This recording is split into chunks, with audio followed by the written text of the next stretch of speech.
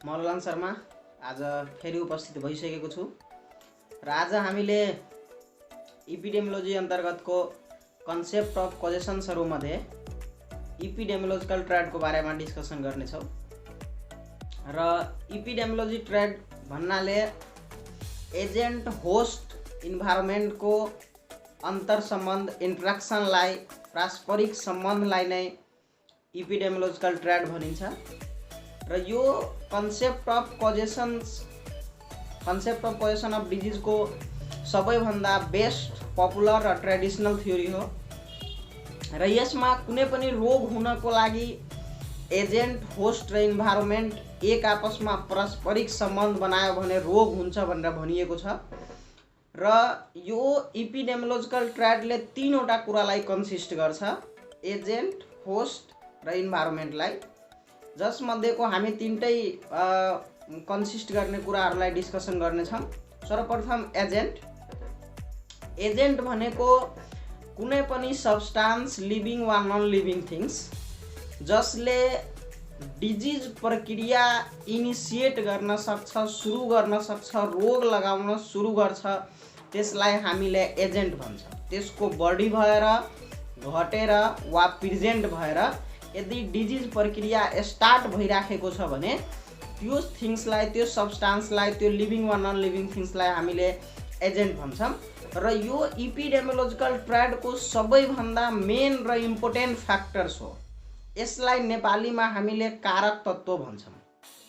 र यो कारक तत्त्व वा एजेन्ट पनि विभिन्न प्रकारका हुन्छ, जस्तै बायोलोजिकल एजेन्ट, जस अन्तर्गत ब्याक्टेरिया, भाइरस, प्रोटोजोआ, फंगस, हेलिमेन्थिक जस्ता एजेन्ट्सहरू पर्दछ। त्यस्तै फिजिकल एजेन्ट, जस अन्तर्गत कोल्ड, हिट, रेडिएसन, यो सबैले गर्दा हामीलाई डिजिज भइराखेको हुन्छ। त्यस्तै केमिकल एजेन्टलाई दुई प्रकारमा डिभाइड गरिएको छ, एक्जोजेनस र इन्डोजेनस। एक्जो भनेको बाहिरबाट यदि आएको छ, जेनेरेट भएको छ भने त्यसलाई एक्जोजेनस भन्छ भने इन्डो भनेको भित्र, यदि हाम्रो शरीरभित्रै केमिकल्सहरू बढेर वा घटेर हामीलाई रोग लागिराखेको छ भने त्यो इन्डोजेनस अन्तर्गत पर्छ। जस्तै एक्जोजेनसमा एसिड, अल्कालीहरूले गर्दा हामीलाई बर्न हुन्छ, त्यो एक्जोजेनस केमिकल एजेन्ट भयो। त्यस्तै इन्डोजेनस अन्तर्गत यदि हाम्रो शरीरमा इन्सुलिनको मात्रा कम भयो भने डायबिटिज मेलाइटस हुन्छ, बिलिरुबिन बढिहाल्यो भने जोन्डिस हुन सक्छ। यो केमिकल एजेन्ट छ जुन हाम्रो शरीरभित्रै घटेर वा बढेर हामीलाई रोग लगाउन सक्छ, यो केमिकल एजेन्ट भयो। त्यस्तै न्युट्रिसनल एजेन्ट, न्युट्रिसनल पोषक तत्त्वसँग रिलेटेड, जस्तै हाम्रो यस अन्तर्गत प्रोटिन, फ्याट र भिटामिन मेनली तीनवटा कुराहरू पर्दछ। कार्बोहाइड्रेटले गर्दा पनि हुन सक्छ। प्रोटिन, भिटामिन्स र फ्याट्सहरू बढी वा घटी भयो भने, कम भयो भने हामीलाई विभिन्न रोगहरू लागिराखेका हुन्छ जुन हामीलाई धेरै थाहा रहेको छ। त यो पनि एउटा न्युट्रिसनल एजेन्ट अर्थात् डिजिज प्रक्रिया सुरु गर्ने सब्स्टान्स थिङ्स अन्तर्गत पर्छ। त्यस्तै हाम्रो मेकानिकल एजेन्ट भनेको जस्तै फ्रिक्सन, मेसिन्सहरू भयो, त्यसले गर्दा हामीलाई कहिलेकाहीँ इन्जरीहरू भइराखेको हुन्छ, त्यो मेकानिकल एजेन्ट्सहरू अन्तर्गत पर्छ। त्यस्तै सोसियल एजेन्ट, जस्तै एडिक्सन्स अफ ड्रग, स्मोकिङ, हाम्रो यो स्मोकिङ्सहरू भयो, पुवर, यो पनि एउटा एजेन्टको रूपमा काम गर्छ र यसले गर्दा पनि हामीलाई रोग लागिराखेको हुन्छ। यो विभिन्न टाइपका एजेन्ट्सहरू हुन्छ। एजेन्ट्समा हामीलाई सम्झिनै पर्ने कुराहरू, एजेन्ट सबभन्दा मोस्ट इम्पोर्टेन्ट फ्याक्टर हो। र एजेन्टको डिफिनिसन, एजेन्ट भनेको कुनै पनि कुरा जसले हामीलाई रोग लगाउन सक्छ, रोगको प्रक्रिया सुरु गर्न सक्छ, त्यसलाई नै एजेन्ट भनिन्छ। त्यस्तै अर्को फ्याक्टर, 2 नम्बरको फ्याक्टर भनेको यसमा होस्ट फ्याक्टर हो। होस्ट भनेको कुनै पनि मानिस, एनिमल वा सजीव थिङ्स जहाँ एजेन्टले माइक्रो अर्गानिजम बसेर नेचुरल वातावरणमा ग्रोथ एन्ड डेभलपमेन्ट गर्न सक्छ, त्यसलाई नै हामीले होस्ट भन्छौँ।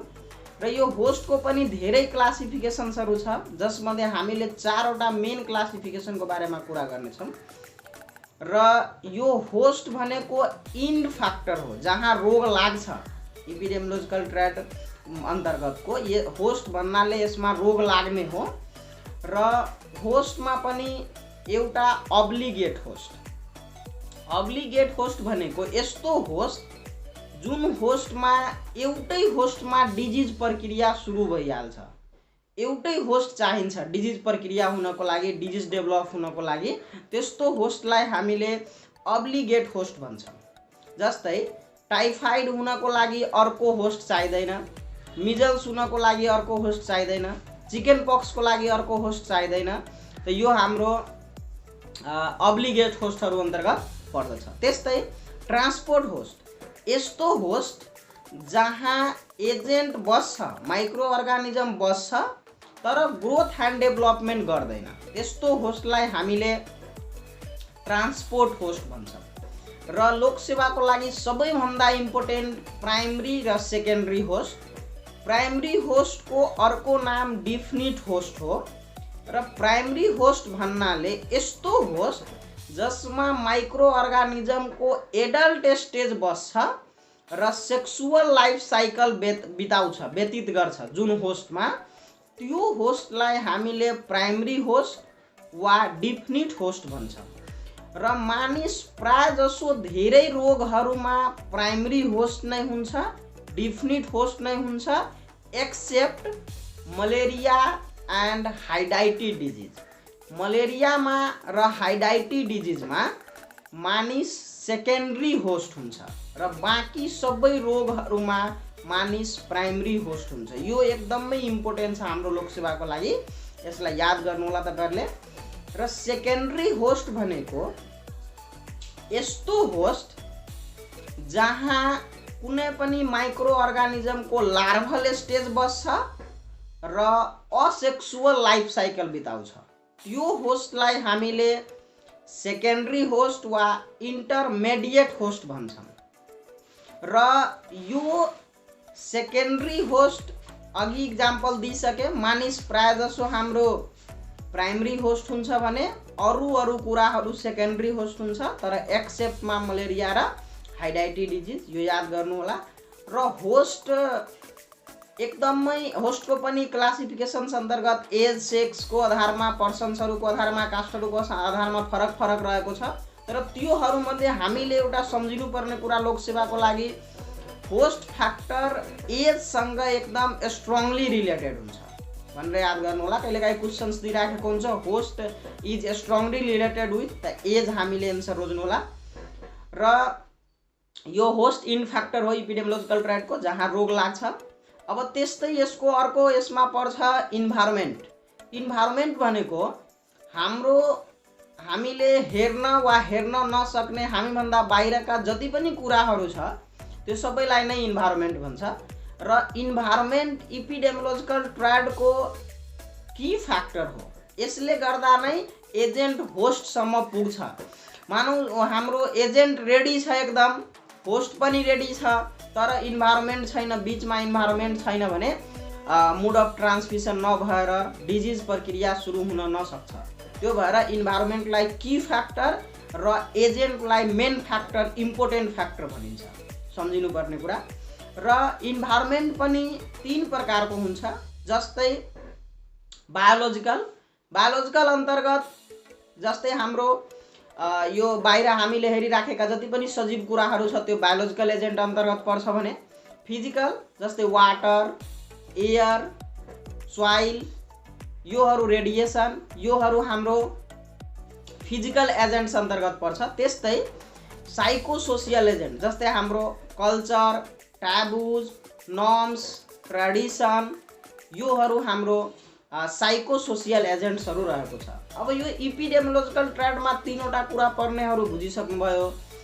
अब यसका इम्पोर्टेन्ट कुराहरू जस्तै सोधिराखेको कुराहरू त इपिडेमियोलोजी अन्तर्गतको इपिडेमियोलोजिकल ट्र्याडमा कमन आइराखेको क्वेसन्सहरू, सबभन्दा कमन इपिडेमियोलोजिकल ट्र्याड अन्तर्गत के कुरा पर्दछ त इपिडेमियोलोजिकल ट्र्याड अन्तर्गत एजेन्ट, होस्ट र इन्भाइरोमेन्ट पर्छ। अब यसमध्येको सबभन्दा मेन फ्याक्टर कुन हो? एजेन्ट हो। की फ्याक्टर कुन हो? इन्भाइरोमेन्ट हो। डिजिज प्रक्रिया सुरु गर्ने फ्याक्टर कुन हो? एजेन्ट हो। इन फ्याक्टर कुन हो? होस्ट हो। यो कमन कुराहरू हामीलाई सोधिराखेको हुन्छ जुन तपाईहरुले याद गर्नु होला। र यसलाई तपाईहरुले भिडियो हेरेर कस्तो लाग्यो भनेर कमेन्टको माध्यमले प्रतिक्रिया दिनुहोला। र अब हाम्रो आउने भिडियोमा डाइनामिक अफ डिजिज ट्रान्समिसनको बारेमा हामीले कुरा गर्नेछौँ। त्यो डाइनामिक अफ डिजिज ट्रान्समिसन को हामीले अघिल्लो भिडियोमा डिस्कसन गर्छौँ, त्यो हेर्नु होला तपाईहरुले, आशा छ। र यो भिडियो हेर्दाखेरि तपाईहरुले सकेसम्म यदि एपिडेमियोलोजिकल ट्र्याडको नोट छ भने